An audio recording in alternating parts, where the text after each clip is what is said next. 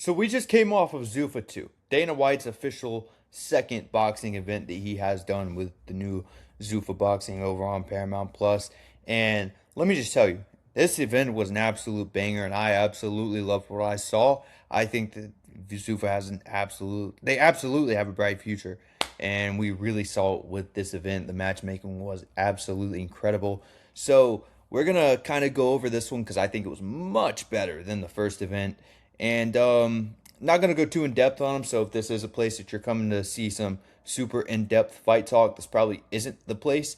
But yeah, we're just gonna kind of break down some of the fights, kind of what I saw, and yeah. So first fight of the night was Jamar Talley and Devontae Williams.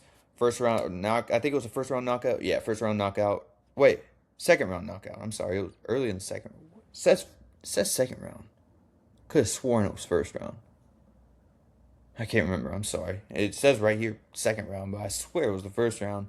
But we kind of got off to a slow start because Damian Van Hooter and Julian Gomez. Sorry, I'm still trying to learn some of these guys' names because they're kind of unknown prospects as of right now, but you'll see them grow.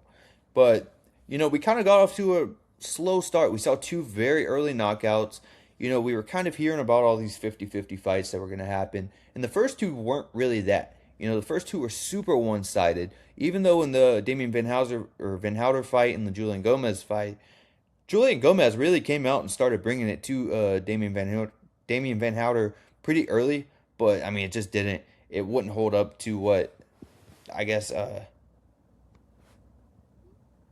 it's not Damien. I'm sorry. Jeez, I'm off to a rough start.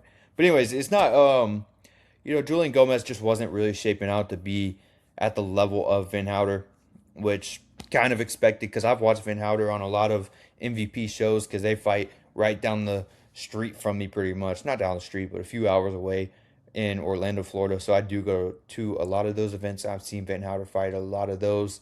So I kind of knew what to expect going into this one. Didn't know too much about Julian Gomez, but I did expect Van Houter to come in and get the win and it'd be pretty one-sided, and that was what happened.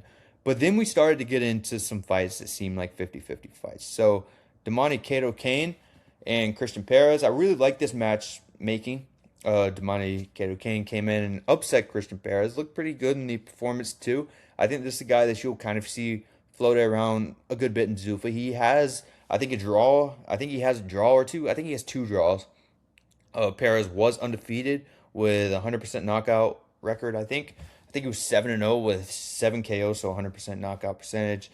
And yeah, Damani came in, upset him, and boxed pretty well in the fight. So the next one was absolute slugfest. It gives you I'm not comparing it to Gotti Ward because obviously you can't compare it to Gotti Ward, but this is that type of fight where they just stood in the middle and traded. They were landing bombs on each other, absolute haymakers, and that was Justin Flory and Oscar Perez. So Justin Flory, you see that in a lot of his fights. We saw him fight at the little ring show that they did in the little club the night before or 2 nights before Canelo Crawford. If you remember that, it was Turkey put on some little show. It was like a prospect show, the Underdog Series. It was called the Underdog Series, and Justin Florio was in a fight there. And that's just kind of Justin Florio's fight style. We know he's going to come in, he's going to entertain the fans, and that's really what Zuffa wants. And Oscar Perez was the perfect opponent for him. I thought it was, I think Justin Florio won the fight pretty handedly. I did think the scorecards were pretty accurate. Although Oscar Perez he came in and he fought. He fought. They were trading. They were hard rounds to score because it was just those that it was back and forth, back and forth. But Justin Florio did slightly edge it out in almost every single round. Oscar Perez only won a few rounds. But this is an absolutely amazing fight. I don't think either fighter looked incredible.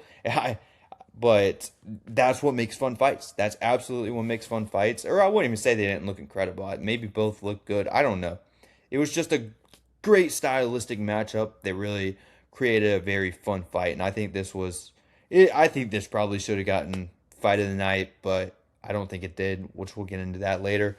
And yeah, Justin Florio is definitely a guy that if you are a Zuffa fan, you are invested into Zuffa boxing, or if you're a UFC fan coming over to boxing and watching a lot of Zuffa boxing, watch out for Justin Florio. His father was a fighter, or grandfather was a fighter or two, I believe. Maybe I'm wrong on that.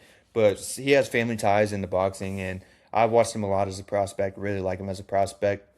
He's going to bring the energy in every single fight. So definitely one to remember. Now, Jalil Hackett and Roberto Cruz. Jalil Hackett, he's kind of had a very up and down career. He went from very highly touted prospect to taking a pretty early loss in his career. Had a little falling out with, I believe it was Matchroom. I think Matchroom had him signed. I could be wrong, but I do believe that he had some type of deal with Matchroom and Eddie Hearn, and that kind of fell through. You saw him come back and really reunite his name on the Underdog Series as well. Jalil Hackett, I really like him as a prospect. He fought well, boxed well against Roberto Cruz, and he boxed well at first, and you kind of saw him slip towards the end and really wanted to get into a firefight. And, it really came to entertain the fans. And Jalil Hackett even said after the event, or after this fight, that, that's what fans pay to watch. They come to watch a guy fight and not box. And, Jalil Hackett kind of went away from the game plan and did please the crowd a little bit. So I like Jalil Hackett as a prospect a lot. And this is another guy who I think has a pretty bright ceiling. You might see some losses here and there because he is going to be in tougher fights than he was over at Matchroom. And I don't think his skill level's at 100% yet. But he's still learning, still super young, and I think he has a bright future. Really fun fighter. This is a good fight as well. Alexander Vosdick and Hot Rod. I still can't say his name. I've watched so many of his fights, still can't say his name. But we'll call him Hot Rod. So Alexander Vosdick and Hot Rod. So Vosdick was in complete control of this fight, knocked down Hot Rod early in the fight. Like I said, in complete control. All he had to do, I think it was the 8th round. We got into the 8th round, maybe the 7th. I think it was either the 7th or 8th round. We got into those rounds, and, even on commentary, I think Vosdick won every single round, and we were kind of like, all he has to do is really just last these last few rounds, and he's going to take it home, and he's going to be probably I guess the runaway favorite to be the first Zuffa heavyweight champion once that does become a thing, because I do think Vosdick will move up from light heavyweight to heavyweight, because I think that's how Zuffa will be doing their weight classes. They're going to do away with the extra weight classes and just stick to the main ones.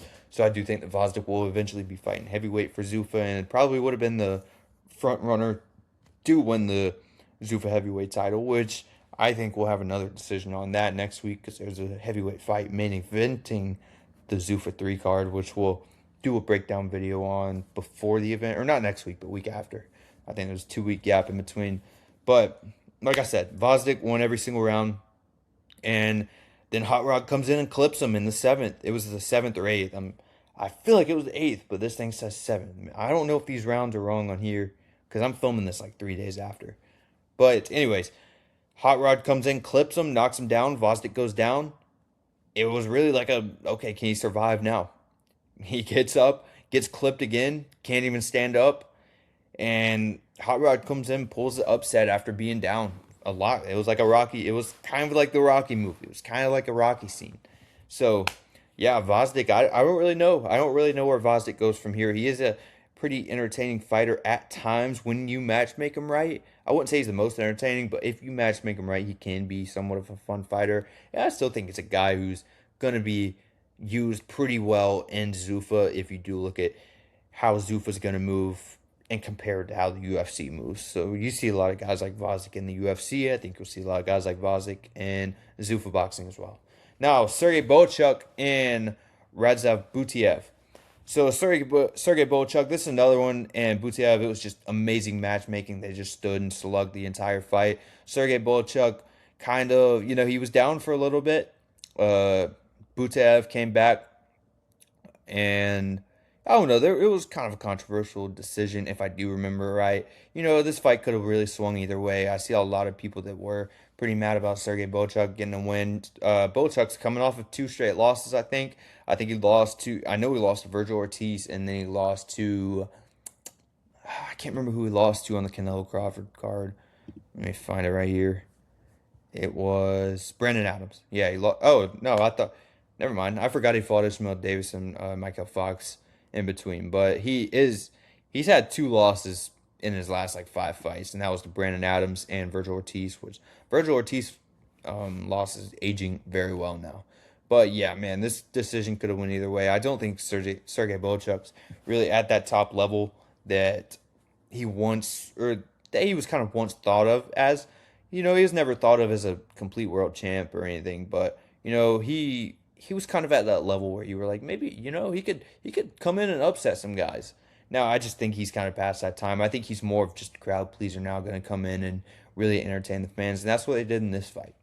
Now Jose Valenzuela and Diego Torres. So Rayo Valenzuela, a lot of people, he really earned a lot of people's respect when he came in and beat Pitbull. If you do look back, I think he got knocked out pretty bad by Edwin De Los Santos. Edwin De Los Santos, known to be the guy that had a very boring fight with Shakur Stevenson, which, speaking of Shakur Stevenson, we're going to have a video coming out about that. I was actually in New York for that fight this past weekend. So Shakur and Tiafimo card breakdown will be coming out pretty soon, because absolutely incredible card there as well. And I thought it was an absolutely incredible performance by Shakur. But anyway, Jose Valenzuela, or Rayo Valenzuela, and Diego Torres. This was another absolutely incredible fight. Rayo Valenzuela did pull away on the scorecards, but it was a very entertaining fight. There were a few times where Diego Torres might have had Valenzuela kind of rocked a little bit. We kind of didn't really know what was going to happen. There was another one, they were just in there slugging. Rayo did get cut pretty early in the fight, so he was dealing with a cut throughout the fight right on his eye. So yeah, man, this was a very good fight as well. Just very entertaining, very crowd pleasing card, and I think that's exactly what Dana White has wanted with Zuffa. Now, like I said, I'm not gonna go too in depth on these fights because I'm filming this 3 days later. I'm gonna start taking this channel a lot more serious. So if you guys are interested in seeing a lot of fight breakdowns and recaps, then I'll start filming them the night of the fight so I can remember more than what I did for this one, because I do run a college football channel as well. So it's kind of hard to balance the two, but hey, we're going to make it work. We're going to keep doing it. So yeah, if you did enjoy this video somehow, even though I did forget half of what went on in these fights, then I greatly appreciate it if you did consider subscribing, because like I said, we're going to start doing these fight recaps pretty quick after the fights, so we'll have some fresh reactions. So yeah, just bear with me on that one, because we're still new. We're still new to this. So yeah. Yeah, stay tuned for more. Like I said, we'll have the Shakur and Tio video coming, and hope you guys did enjoy. And I'll catch you on the next one. Peace.